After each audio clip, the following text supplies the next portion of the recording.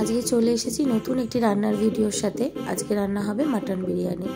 Hello viewer, Srabanti official পেজে আপনাদের সকলকে স্বাগত। আমার চ্যানেলের প্রতিটি ভিডিও পেতে চ্যানেলটিকে সাবস্ক্রাইব করে এবং বেল আইকন টাইপ করে রাখুন। নোটিফিকেশান যখনই ভিডিও ছাড়বো নোটিফিকেশান পৌঁছে যাবে আপনাদের কাছে।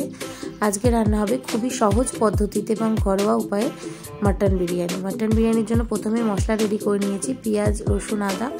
এবার মাটনটাকে ভালো করে ধুয়ে নিতে হবে। মাটনটাকে ভালো করে ধুয়ে নিয়ে এর মধ্যে মশলাগুলো রেডি করতে হবে। প্রথমে বিরিয়ানির জন্য বসিয়ে দিয়েছি আলু সিদ্ধ করে। এরপরে বিরিয়ানির মধ্যে এক এক করে মশলা দিয়ে দেবো। দিয়ে দিচ্ছি আদা রসুন বাটা, জিরে, শুকনো লঙ্কা এবং ধনে গুঁড়ো। এরপর এর মধ্যে দিয়ে দেবো টক দই। টক দই একদমই বেশি পরিমাণ দেবেন না, যেহেতু আমি 1 কিলো মাটন নিয়েছি, এর জন্য 3 টেবিল স্পুন টক দই দিয়ে দিচ্ছি। এরপর এর মধ্যে দিয়ে দেবো 1 চামচ কেওড়া জল, 1 চামচ গোলাপ জল। তারপরে এর মধ্যে দেব পেঁয়াজ বাটা। পেঁয়াজ বাটা দেওয়া হয়ে গেলে এরপরে দিতে হবে এর মধ্যে বিরিয়ানি মশলা, গরম মশলা এবং হলুদ। এই প্রত্যেকটা ইনগ্রিডিয়েন্টসকে ভালো করে মাংসটার সাথে মাখিয়ে নিতে হবে।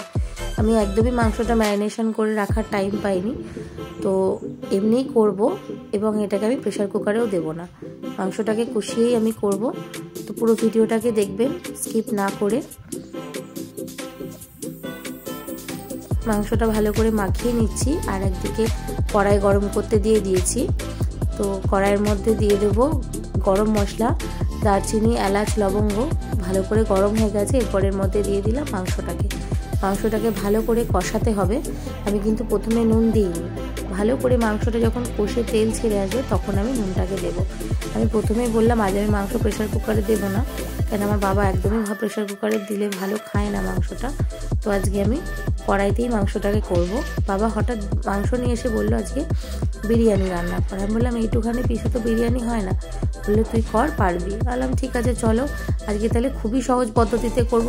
এই মাংসর থেকে আমি কষাও রাখবো, এটা আবার বিরিয়ানিতেও দিয়ে দেবো, আলাদা একদমই করব না। তো এর মধ্যে দিয়ে দিলাম পরিমাণ মতো নুন। দেখুন তেল ছেড়ে এসেছে, এখন নুনটাকে দিলাম। মাংসে এই সময় নুনটাকে দিলে না মাংসটা সফট হয়। ওটা মুরগির মাংসর ক্ষেত্রেও তাই, খাসির মাংসর ক্ষেত্রেও তাই। আমি একদিকে আলাদা গরম জল করতে দিয়েছিলাম, তো সেটা হয়ে গেছে। ওটা এখন আমি দিয়ে দেবো মাংসের মধ্যে। পরিমাণ মতন ঝোলটাকে দেব। দেখুন পরিমাণ মতন জল দিয়ে দিচ্ছি। এটা দিয়ে দেখে নিলাম যে আর কতটা লাগবে। এরপরে এর মধ্যে পরিমাণ মতন জলটাকে দেব। দেওয়া হয়ে গেছে, এবার মাংসটা ফুটবে। মাংসটা ভালো করে ফুটে এলে গরম মশলা দেওয়ার ব্যাপার নেই, কারণ আমি যখন মাংসটা আজকে মাখিয়েছিলাম তখন সব কিছু একবারে দিয়ে মাখিয়ে নিয়েছিলাম। এরপরে দিয়ে দেবো এর মধ্যে বিরিয়ানির আলুগুলো। বিরিয়ানির আলুগুলো সেদ্ধ হয়ে গেলে এতে বিরিয়ানির যে মাংস আর আলুটা সেটা আমি তুলে নেব এবং এই যে কষা মাংসটা রেডি। এরপরে বিরিয়ানির লেয়ারের জন্য রেডি করে নেব। প্রথমে কেশর আর দুধ ভিজিয়ে রেখেছিলাম। এরপরে দিয়ে দেবো কেওড়া জল, গোলাপ জল 1 চামচ করে এবং এর মধ্যে দেব আতর। তারপরে প্রথমেই বিরিয়ানির হাঁড়িটার মধ্যে আমি ঘি মাখিয়ে নিয়েছিলাম। এবার লেয়ারের জন্য দিয়ে দেবো ভাত। আজকে আমি একদমই কম লেয়ার করব, একটা লেয়ার করেই আমি আজকে বিরিয়ানিটা রেডি করব। বললাম না যে হাতে সময়টা আমার ভীষণ কম ছিল, তো এই সহজ রেসিপিটা যেটা আমি করলাম এটাই আজকে আপনাদের সাথে শেয়ার করলাম। আপনারা একবার ট্রাই করে দেখতে পারেন, ভীষণ ভালো লাগবে। এই যে মাংসটাকে এখন লেয়ারে দিয়ে দিচ্ছি। এর সাথে একটু ঝোলও তুলে রেখেছিলাম, সেই ঝোলটাকেও আমি এর মধ্যে দিয়েছি। এরপরে দিয়ে দেবো এর মধ্যে বিরিয়ানি মশলা এবং ঘি। দেখুন ঘিটা দিচ্ছি। এরপরে এর মধ্যে দেব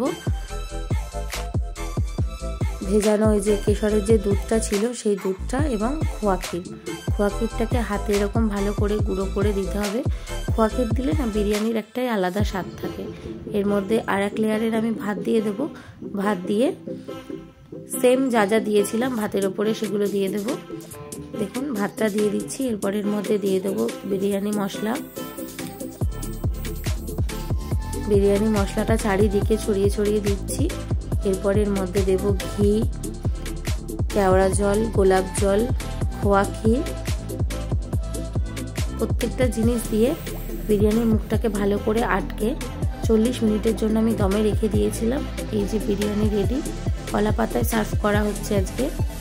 আপনারাও জানাবেন ভিডিওটা কেমন লাগলো, আর যদি ভিডিওটা ভালো লাগে অবশ্যই সাবস্ক্রাইব করবেন। ধন্যবাদ।